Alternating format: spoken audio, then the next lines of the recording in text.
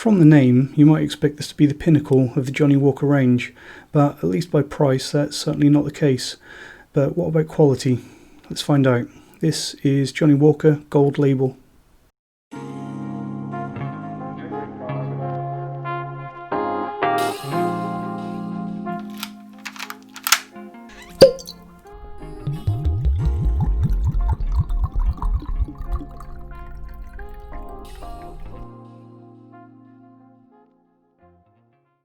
So on the nose, it definitely smells like a blend, although it does smell like somewhat a high-end blend. Sorts of oranges and honey, and there's a certain waxiness that you quite often associate with Clynelish. And Johnnie Walker have been very open about the fact that Gold Label does centre around Clynelish as a single malt. So that's possibly to be expected. There's also a little hint of saltiness, which is something else that I quite often find with Clynelish. All in all, on the nose, I would say it comes across somewhat as a Clynelish light. You'd be forgiven for thinking that in blind tasting that this was maybe a new no-age statement Clynelish.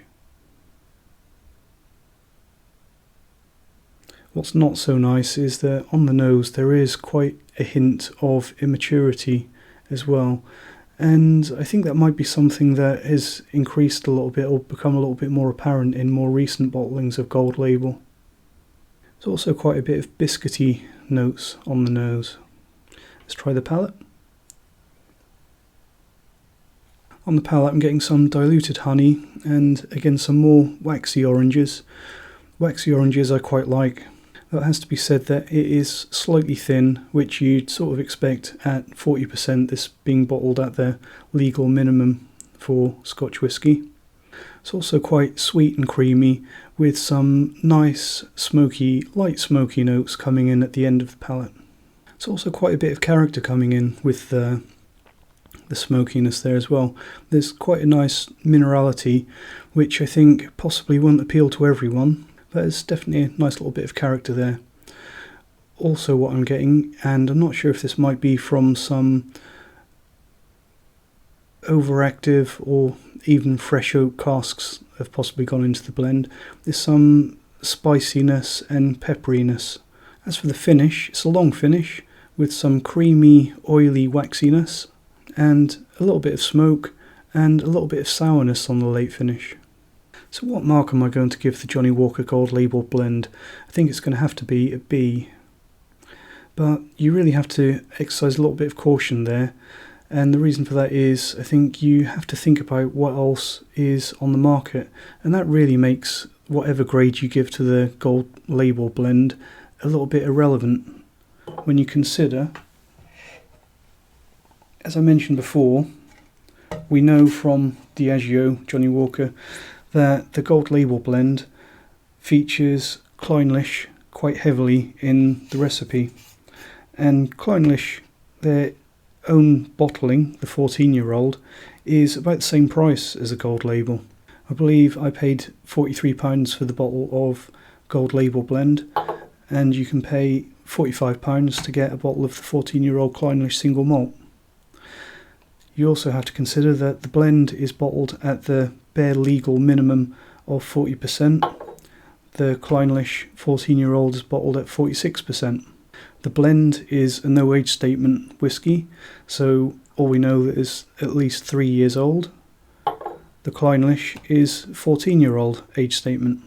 You also have to consider the nature of the two. Being a blend, the Johnnie Walker Gold Label is prone to whatever changes Diageo see fit, so they could completely change the character of this whisky if they think that the market or the price point requires it. So when we're talking about whether the Gold Label blend is worth buying or not, I think it really comes down to one thing, and that's, does the act of blending the Clynelish into the Gold Label add anything that didn't already exist in the Clynelish, and does it add anything that we can't get elsewhere for a similar price? And sadly, I think it's going to be a no.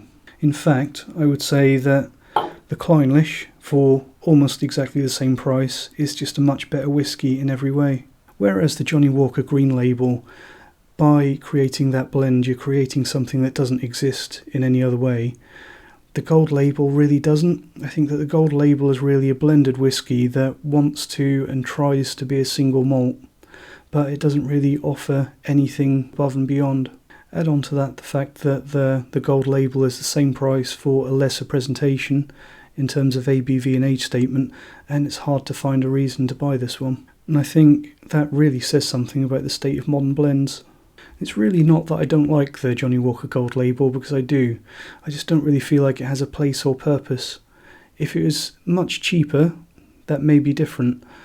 So if you see this one on heavy discount in the supermarkets, then it might be worth getting. But other than that, I think this one here is really the one you need to be looking at. Cheers.